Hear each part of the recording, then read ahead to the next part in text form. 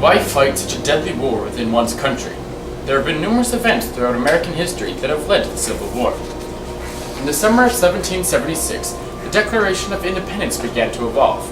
A group of men from both the North as well as the South sat down and began the creation of the Declaration of Independence. However, the Northerners and Southerners each had very different ideas as to what should be said within the document. The men argued about the content of the document, which began the tensions throughout the new country. The formation of political parties began evolving during the critical period in the 1780s. The North, known as the Republicans, and the South, known as the Federalists, each created their own political parties defending their beliefs. The North and South argued and became furious with each other, starting even more tensions throughout the evolving Union.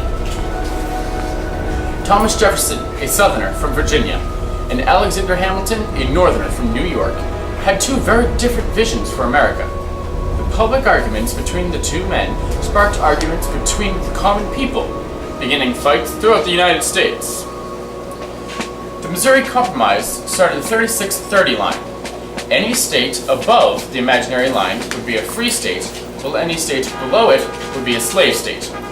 This was one of the biggest forms of sectionalism that has ever been created within the country. It divides the country, split into two parts between the North and the South. The nullification theory, which went into effect during the Jacksonian era, tried to nullify the tariffs placed on certain American goods.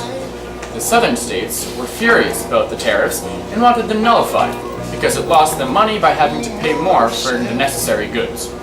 The North was okay with the tariffs, as they were placed on their own goods, and it brought in more money from the North to build railways and roads.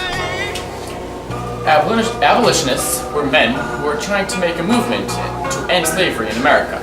The North had thousands of abolitionists, as the North was strongly against slavery. The South, however, depended on slavery to work in their fields and was strongly against the abolitionists. This argument between slavery and the South became a major cause for the Civil War. Underground railroads were used to free slaves from the South and bring them to the North. Many Northerners worked on the Underground Railroads, secretly helping free the slaves. Southerners were extremely upset about losing their slaves and therefore threatened to leave the Union.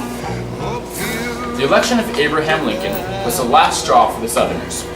They thought that Honest Abe would be biased, siding with the North and making slavery illegal throughout the country. The angry Southerners tried to leave the Union and start their own country, beginning the Civil War. Purple mountain majesties over the fruited plain. But now wait a minute, I'm talking about America, sweet America.